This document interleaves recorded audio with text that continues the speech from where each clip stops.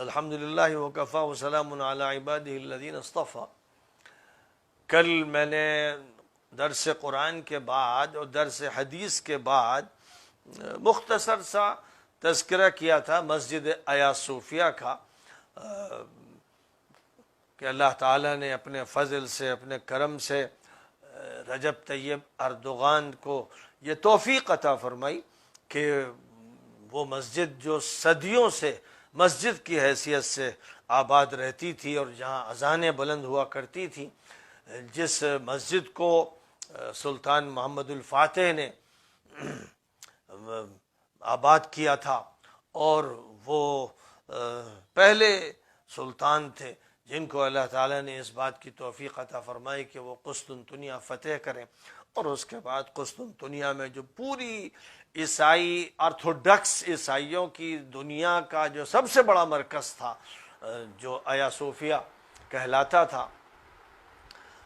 اس کو انہوں نے حاصل کیا، اور صرف اس کو ہی نہیں بلکہ متعدد کلیساؤں کو انہوں نے رقم دے کر حاصل کیا، یعنی ان کی ملکیت عیسائیوں سے حاصل کی۔ تقریباً آدھے چرچ اور کلیسا ان کے لیے چھوڑ دیے اور عیسائی ان کا استعمال کرتے رہے، کیونکہ محمد الفاتح نے قسطنطنیہ کو جب فتح کیا تو انہوں نے پوری کوشش کی کہ جہاں تک ممکن ہو سوائے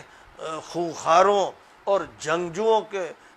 کسی اور سے ان کی لڑائی نہ ہو، انہوں نے سویلینز پر کوئی حملہ نہیں کیا، اور یہ مسلمانوں کا ہر دور میں طریقہ رہا۔ صلاح الدین ایوبی نے جس وقت بیت المقدس کو فتح کیا تو انہوں نے پوری کوشش کی کہ جو جنگجو ہیں، جو لڑ رہے ہیں، جنہوں نے ہمارے لوگوں کو مارا ہے، بس ان سے ہمارا مقابلہ ہو، جو عام سویلینز رہتے ہیں، شہری رہتے ہیں، ان کو کوئی نقصان نہ پہنچے۔ اسی طرح وہ لوگ جو صرف پجاری ہیں، جو اپنی عبادت میں مشغول ہیں، جو کلیسا میں عبادت میں وقت گزارتے ہیں، ان کو کوئی نقصان نہ پہنچایا جائے۔ یہ صلاح الدین ایوبی نے بھی کیا، اور اسلام کی یہی تاریخ ہے، پوری دنیا میں یہی تاریخ ہے، یہ ایک امتیاز ہے مسلمانوں کا کہ جہاں پر بھی انہوں نے فتوحات حاصل کی ہیں وہاں انہوں نے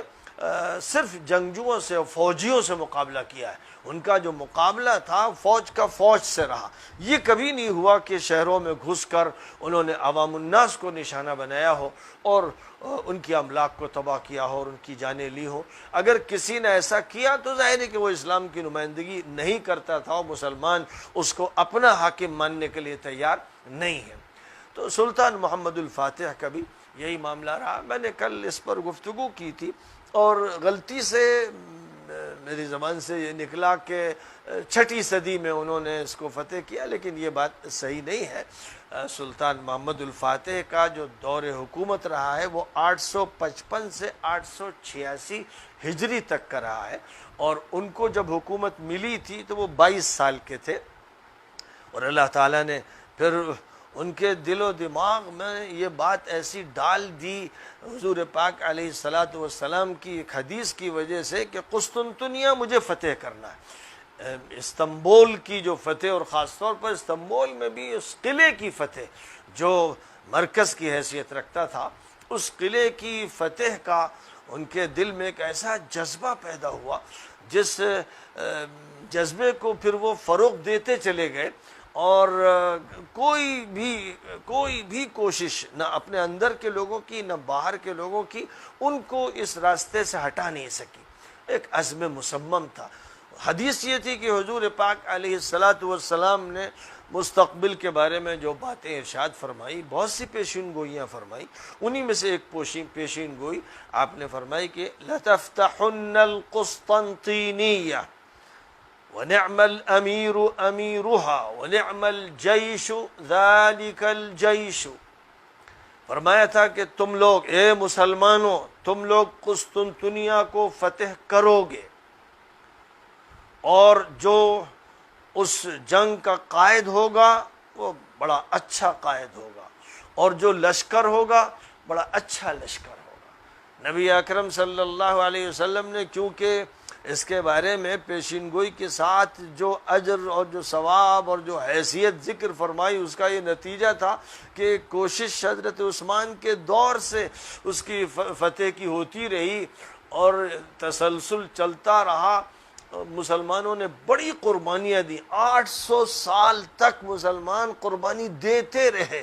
اور اس علاقے کی طرف لشکر کشی کرتے رہے. لیکن اللہ تعالیٰ کو کچھ اور منظور تھا. 8ویں صدی کی ابتدا سے، یعنی 699 کے بعد، یوں سمجھیے کہ 701 سے جو دور شروع ہوا ہے یہ عثمانیوں کا دور ہے. اور عثمانیوں کا دور شاہ سلیمان سے شروع ہوا ہے، جو اصل سلجوقی خاندان کے تھے اور جن کا ایک بیٹا ارطغرل کے نام سے بڑا معروف و مشہور ہوا. وہ بیٹا تھا جس کو اللہ تعالیٰ نے عثمان نامی اولاد عطا فرمائی، بیٹا عطا فرمایا. اور یہ جو عثمان ہیں، ارطغرل کے بیٹے، یہ سلطنت عثمانیہ کے بانی بنے. تو اس طرح سے 700 سے لے کر 800 تک، یعنی 8ویں صدی، 9ویں صدی، 10ویں صدی، 11ویں صدی، 12ویں صدی، 13ویں صدی، 14ویں صدی تک سمجھیے کہ یہ حکومت قائم رہی ہے. بعد کے جو 150-200 سال ہیں اس میں حکومت زوال کی طرف مائل ہوتی چلی گئی اور یورپ کو اٹھنے کا موقع ملا. اور اس کے بعد پھر جو صورتحال سامنے آئی ہے، خاص طور پر عیسوی سن کے اعتبار سے 1923 میں ایک دونم قبیلے کا یہودی کمانڈر جو چالاکی سے فوج میں داخل ہوا اور اس کو کمانڈر شپ حاصل ہو گئی، جس کو مصطفیٰ کمال کے نام سے جانا جاتا ہے. اس شخص نے فوج پر قبضہ کر کے فوجی انقلاب برپا کرنے کے بعد خلافت عثمانیہ کا خاتمہ کر دیا اور سلطان عبدالحمید ثانی عثمانی کو گرفتار کروایا. یہ وہ سلطان تھے کہ جن سے یہودیوں نے 1000 کوششیں کر کے یہ چاہا تھا کہ وہ فلسطین کی زمین کا کچھ حصہ ان کو دے دیں. تو سلطان عبدالحمید عثمانی نے کہا تھا کہ میری لاش پر فلسطین مل سکے تو مل سکے، میرے جیتے جی فلسطین کی 1 انچ زمین میں کسی یہودی کو نہیں دے سکتا ہوں. یہ وہ سلطنت عثمانیہ کے غیور و خوددار اور جعل سلاطین تھے جن کی خدمات کا تعلق پورے عالم اسلامی سے رہا. وہ کسی ایک ملک کو صرف نہیں دیکھ رہے تھے، بلکہ اللہ تعالیٰ نے ان کو یہ توفیق عطا فرمائی تھی کہ وہ پورے عالم اسلامی پر نگاہ رکھیں. اور جو خلافت تھی، خلافت عباسیہ کا جو امتداد تھا اور تاتاریوں نے جس کا خاتمہ کر دیا 7ویں صدی ہجری میں کے درمیان میں، جس حکومت کا خاتمہ ہو گیا، اب اس کے بعد وراثت جو ملی ہے وہ عثمانیوں کو ملی ہے. اور انہوں نے 100 سال کے بعد، 150 سال کے بعد، جب سلطان محمد الفاتح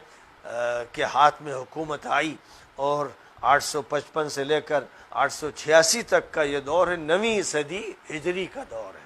تو اس 9ویں صدی ہجری کے دور میں، اور یہ دور 15ویں صدی عیسوی کا ہے، یہ وہ دور ہے جس میں ان پر بس یہ دھن سوار تھی کہ نبی پاک علیہ السلام کی حدیث کا کاش کہ میں مصداق بن جاؤں. اور انہوں نے پھر اس کے لیے جو جدوجہد، جو قربانیاں دی ہیں وہ اتنی زبردست ہیں، جن کے لیے پھر اللہ تعالیٰ کی طرف سے قبولیت کا حکم نازل ہو گیا. اور 15 جمادی الاولیٰ 857 ہجری میں قسطنطنیہ فتح کر لیا گیا. قسطنطنیہ کو استنبول، جس کو بعد میں کہا گیا، وہ اصلاً اسلامبول ہے، جو پھر بعد میں استنبول بن گیا، ورنہ نام جو رکھا گیا تھا اسلام کی نسبت سے اسلامبول، یعنی اسلام کا علاقہ، یہ اس کا نام قرار دیا گیا تھا. تو بہرحال انہوں نے جب استنبول کو فتح کیا اور قلعے کو فتح کیا، جس کی بڑی عظیم داستان ہے اور بڑی حیرت انگیز ہے، بہت ہی تعجب خیز ہے، جس کے واقعات ایسا لگتا ہے جیسے خارق عادت ہوں، اعجوبہ ہوں. لیکن بہرحال جب انسان ارادہ کرتا ہے، فیصلہ کرتا ہے، تو اللہ تعالیٰ کی مدد ہوتی ہے. تو 857 ہجری میں انہوں نے اس کو فتح کیا. اور اس کے بعد عیسائیوں کو انہوں نے امان دیا. انہوں نے عام عیسائیوں اور شہریوں کو کوئی نقصان نہیں پہنچایا، ان کے کلیساؤں کو اسی طرح برقرار رہنے دیا گیا اور ان کو حق دیا گیا کہ وہ اپنی عبادت کریں، اور جو ان کے پرسنل لاز ہیں ان کو تحفظ دیا گیا۔ جہاں تک آیا صوفیہ کا اور کچھ گرجاؤں کا تعلق ہے، ان کو انہوں نے خریدا، عیسائیوں سے خریدا، اور یہ ایک ایسا واقعہ ہے جو جاننے والوں کے لیے معمول کے مطابق ہے۔ آج سینکڑوں مسجدیں ہیں برطانیہ میں، فرانس میں، امریکہ میں، جو گرجا خرید کر بنائی گئی، اور میں دسیوں ایسی مسجدوں میں نماز پڑھ چکا ہوں جو پہلے گرجا تھی، برطانیہ میں، فرانس میں، جرمنی میں، اور دنیا کے مختلف ملکوں میں میرا جانا ہوا اور دیکھنا ہوا کہ گرجاؤں کو مسجد میں منتقل کیا گیا۔ ظاہر ہے کہ مسلمان تو وہاں اقلیت میں ہیں اور کمزور ہیں، اور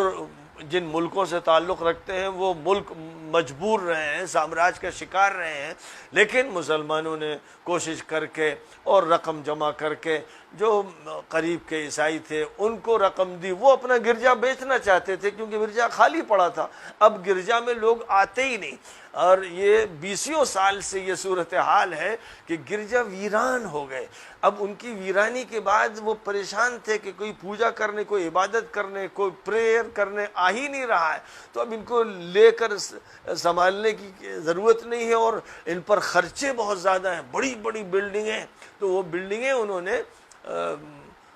لوگوں کے ہاتھ بھیج دی، اور خاص طور پر مسلمانوں نے اس سلسلے میں پیش قدمی کی۔ انہوں نے جو بھی رقم وہ جمع کر سکے ان کے مطالبے کے مطابق وہ رقمیں ان کو دی اور ان سے گرجے حاصل کیے۔ آج بہت سے گرجا گھر ہیں جہاں مسجدیں چل رہی ہیں، بہت سے ایسے ہیں جہاں اسکول چل رہے ہیں، اسلامک اسکول چل رہے ہیں، اور ایسے گرجا گھر موجود ہیں جہاں دینی تعلیمی ادارے چل رہے ہیں۔ تو یہ ایک ایسا معمول ہے جس کو آج کی دنیا جانتی ہے، اور اس کا تجربہ یورپ کے مسلمانوں کو ہوا ہے۔ تو ایسے ہی انہوں نے ان مسجدوں کو، ان کلیساؤں کو خرید لیا تھا اور ان کو وقف کی حیثیت دے دی تھی۔ پھر سلطان محمد الفاتح نے باقاعدہ وقف نامہ لکھوایا جس میں اس بات کی وضاحت کی کہ یہ میری طرف سے اوقاف ہیں، یہ عمارتیں اور یہ فلاں فلاں جگہیں میری طرف سے مسلمانوں کے لیے وقف کی جا رہی ہیں، اور آیا صوفیہ کے بارے میں خاص طور پر لکھا کہ میں نے اس کو اب مسجد کی حیثیت دی ہے، میرے وقف میں یہ داخل ہے، میں نے اس کو خریدا ہے، اور آئندہ جو بھی اس کو بدلنے کی کوشش کرے گا، اس کو پھر سے کلیسا بنائے گا یا نماز یہاں پر بند کروائے گا، اذان بند کروائے گا، اس پر خدا کی لعنت ہو، فرشتوں کی لعنت ہو، نبیوں کی لعنت۔ یہ بد دعا لکھی ہے محمد الفاتح نے، اور وصیت نامہ لکھا ہے، تو ان کا وقف نامہ آج بھی موجود ہے، اور سوشل میڈیا پر ترکی کی طرف سے سرکاری میڈیا پر بھی وہ وقف نامہ دکھایا بھی گیا ہے۔ تو 9ویں صدی سے لے کر آج ہم لوگ اس وقت 15ویں صدی ہجری میں ہیں، تو اس اعتبار سے جو دور گزرا ہے وہ تقریباً 600 سال کا دور ہے، اور اس میں چیزوں کو محفوظ رکھا گیا ہے۔ سلطان محمد الفاتح کی قبر اور ان کے جو اوقاف ہیں وہ سب محفوظ ہیں۔ جو اس میں بگاڑ پیدا کیا تھا مصطفیٰ کمال اور اس کے ٹولے نے، اب اس کو ختم کرنے اور پھر دوبارہ سلطان محمد الفاتح کی وصیت کے مطابق عمل کرنے کی ایک کوشش شروع کی گئی ہے، اور سلطنت عثمانیہ کا جو وقار تھا، جو اس کی حیثیت تھی، جو عظمت تھی، اس کو دوبارہ حاصل کرنے کی کوششیں بہت سے مصلحین نے شروع کی، جن میں جناب نجم الدین اربکان رحمۃ اللہ علیہ کا سب سے بڑا دخل ہے۔ انہوں نے سیاسی اعتبار سے، معاشی اعتبار سے، تنظیمی اعتبار سے زبردست کوششیں کی، اور ظالم مجرم اور ایجنٹ فوج نے 2 مرتبہ ان کی پارلیمنٹ کو توڑا اور ان کو جیل میں رکھا، لیکن وہ اپنے عہد کے پکے رہے، اور جب تک جیتے رہے وہ اسی کے لیے کام کرتے رہے۔ پھر اللہ تعالیٰ نے ان کے شاگرد رشید رجب طیب اردگان سے یہ کام لیا ہے، اور ہم سب کی پوری ملت کی دعائیں ہیں کہ اللہ تعالیٰ ان سے وہ کام لے کے خلافت عثمانیہ کا جو دور ہے، ماضی کا جو ان کا دور ہے، جو ان کا شاندار عہد رفتہ ہے، وہ پھر واپس آئے۔ مسلمانوں کو چاہیے کہ اس کے لیے وہ دعا کریں، کیونکہ ظاہر ہے کہ بغیر خلافت کے مسلمانوں کی جو زندگی ہے وہ جاہلیت کی زندگی ہے۔ حضور پاک علیہ السلام نے اس کو لازمی قرار دیا ہے کہ مسلمانوں کا کوئی ایک خلیفہ ہو، اور اب جو مسلمانوں کی حکومتیں ہیں اور سب سے زیادہ وہ حکومت کے جو جزیرۃ العرب میں یعنی حرمین کی سرزمین پر قائم ہے، وہ کھلے بندوں، پہلے چھپ کر اب کھلے بندوں، وہ یہودیوں کی ایجنٹ ہیں۔ اور یہ بات اب اتنی زیادہ واضح ہو چکی ہے، اور انہوں نے بھی اپنی بے شرمی اور بے حیائی کا اتنا ثبوت دیا ہے کہ وہ اور ان کے جو بھی حوالی موالی ہیں، جو الائنس ہے ان کا، اس نے بس یہی فیصلہ کر رکھا ہے کہ کسی اسلامی تحریک کو برپا نہیں ہونے دینا ہے، کسی اسلامی جماعت کو چلنے نہیں دینا ہے، اور ترکی کو آگے بڑھنے نہیں دینا ہے، اور جو بھی ترکی کے خلاف ہو اس کی مدد کرنا ہے۔ یہ اس وقت کی ایک ایسی گندی ناپاک سیاست ہے اور ایک ایسا عمل ہے کہ جس نے صلیبیت اور صہیونیت کی ایک ایجنسی کے ایسے نمونے پیش کر رکھے ہیں، اور وہ بھی سرزمین حرمین میں، کہ مسلمانوں کا دل دکھا ہوا ہے، ان کا جسم زخمی ہے، مسلسل ان پر چوٹیں لگ رہی ہیں۔ جو بھی رپورٹس دیکھتے ہیں اور جو بھی ٹی وی اسٹیشنز کی چیزیں بھی سنتے ہیں، اور جن کے پاس بھی وثائق اور ڈاکومنٹریز اور معلومات ہیں، جو کچھ یورپ میں شائع ہوتا رہتا ہے، براڈ کاسٹ کیا جاتا ہے، اور جو دیگر ملکوں سے خبریں آتی ہیں، اور جو خود سعودی حکومت کی طرف سے بیانات آ رہے ہیں اور اقدامات ہو رہے ہیں، وہ اس بات کے کھلے ثبوت ہیں کہ انہوں نے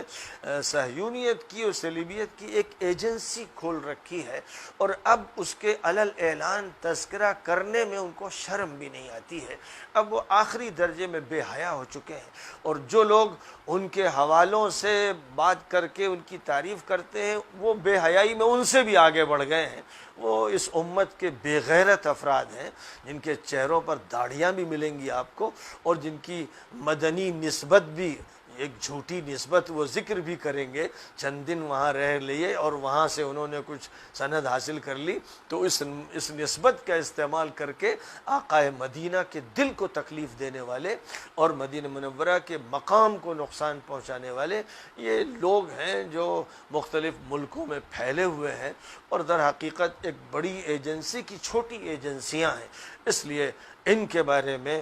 چوکنا رہنا چاہیے اور اپنی بیداری کا اور امت کی وحدت کا ثبوت دینا چاہیے، تاکہ یہ امت پوری دنیا میں جہاں جہاں آباد ہے ایک اکائی کی طرح اور جسم واحد کی طرح اپنی مضبوطی کو اور قوت کو اور اپنے اتحاد کو پیش کرتی رہے۔ وآخر دعوانا ان الحمد للہ رب العالمین۔